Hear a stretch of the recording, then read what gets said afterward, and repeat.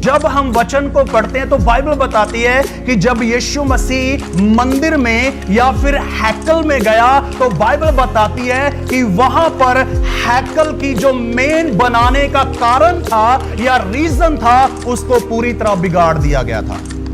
कैसे? उसको कारोबार में, बिजनेस में तब्दील कर दिया गया था। बाइबल बताती है कि बहुत सारे लोगों ने अपनी दुकानें वहां पर शुरू कर दी थी, अपना बिजनेस शुरू कर दिया था, अपना काम शुरू कर दिया था, और परमेश्वर की सिद्धांतों को, परमेश्वर के वचन को, परमेश्वर की आज्ञा को पूरी तरह उन्होंने मिटा दिया था।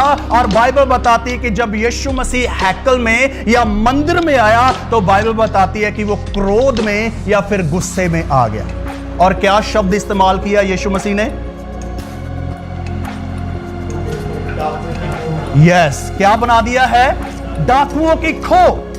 और इसी को मैंने इसलिए ये नाम दिया है कि जब एक कलीसिया परमेश्वर के वचन के ऊपर, खुदा के कलाम के ऊपर ध्यान नहीं करती या फिर मनन नहीं करती, तो इसका मतलब प्रभु के लोगों ने इसको डाकुओं की खो बना दिया। ठीक है? कैसे? बाइबल बताती है कि जब परमेश्वर ने मूसा को अपने पास या फिर मंदिर में या फिर अपनी जगह में बुलाया तो बाइबल बताती है कि परमेश्वर मूसा से बातचीत कर रहा था, परमेश्वर मूसा को इंस्ट्रक्शन दे रहा था, परमेश्वर मूसा को नियम दे रहा था, परमेश्वर मूसा को हुक्म दे रहा था।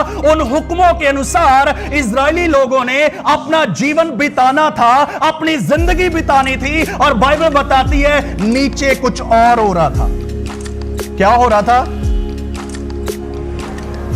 हां जी, सोने का बछड़ा बना रहे थे। ठीक है? ऊपर कौन बातें कर रहा है? यहोवा। किससे?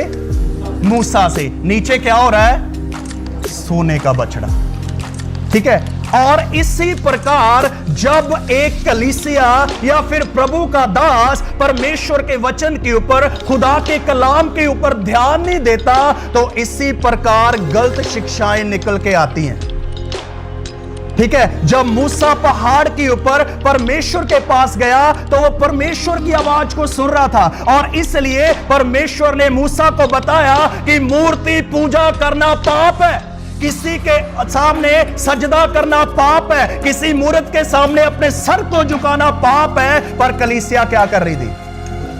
वही काम कर रही थी जो परमेश्वर मूसा को बता रहा था। तो इसी प्रकार जिस कलीसिया में परमेश्वर का वचन, खुदा का कलाम नहीं होता, वहां पर गलत शिक्षाएं निकल कर आती हैं, और वो शिक्षाएं कलीसिया की नींव को सत्यानाश या फिर बर्बाद कर देती हैं।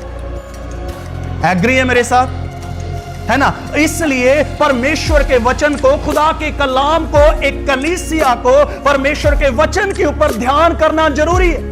जो शिक्षाएं, जो वचन सिखाया जाता है, इसलिए सिखाया जाता है कि कलीसिया परमेश्वर के वचन में मजबूत हो जाए, परिपक्व हो जाए, और हर एक ऐसे सिद्धांतों से जो परमेश्वर की तरफ से नहीं है, जो खुदा की तरफ से नहीं है या परमेश्वर के अनुसार नहीं है, उस सिद्धांतों से अपने आप को बचाकर रखना। ठीक है जी? समझ आ रही है ना? तो इसलिए मैं आपको सबको उत्साहित करना चाहता हूं कि परमेश्वर के वचन के ऊपर ध्यान करना, मनन करना बहुत ही जरूरी है। अगर एक कलीसिया परमेश्वर के वचन के ऊपर ध्यान नहीं देती, इसका मतलब कि उसका गलत शिक्षा में जाना बहुत ही आसान हो जाता है। ठीक है? क्यों? क्योंकि बाइबल बताती है, खुदा के वचन को जब हम बताते हैं, पढ़ते हैं, तो वचन कहता है कि अंत के समय में झूठे नबी या फिर झूठे भविष्यवक्ता उठ खड़े होंगे जो मसीह की कलीसिया को भरमाएंगे। और वहां पर एक और बात लिखी है, लिखा है वो सीधा नहीं आएगा। कैसे? भेष में। किसके भेष में? भेड़ के भेष में। अंदर कौन होगा? भेड़िया। और कौन सा भेड़िया? फाड़ने वाला। खुदा का दास पौलुस क्या कहता है? वो हम में ही से उठ खड़े होंगे और कलीसिया को टेढ़ी मेढ़ी बातें बताकर अपनी तरफ खींच लेंगे। और इसलिए खींच लेंगे क्योंकि बाइबल वचन को जब हम पढ़ते हैं, क्योंकि कलाम कहता है वो चाहता है कि मेरे साथ वो भी उस नर की आग में जाएं जहां पर उसको डाला जाना है या फिर फेंका जाना है। इसलिए मैं आप सबको सुचेत करना चाहता हूं, जागृत करना चाहता हूं कि जितना हो सके परमेश्वर के वचन के ऊपर, खुदा के कलाम के ऊपर ध्यान किया जाए, मनन किया जाए, सीखा जाए, क्योंकि वचन कहता है वो बहुत ही जल्द बादलों पर आने वाला है और जो तैयार होंगे, लिखा है वो उसके साथ उठा लिए जाएंगे बादलों पर। ठीक है, सो इसलिए वचन को, खुदा के कलाम को पढ़ते रहना है, खुदा के कलाम के ऊपर मनन करते रहना है।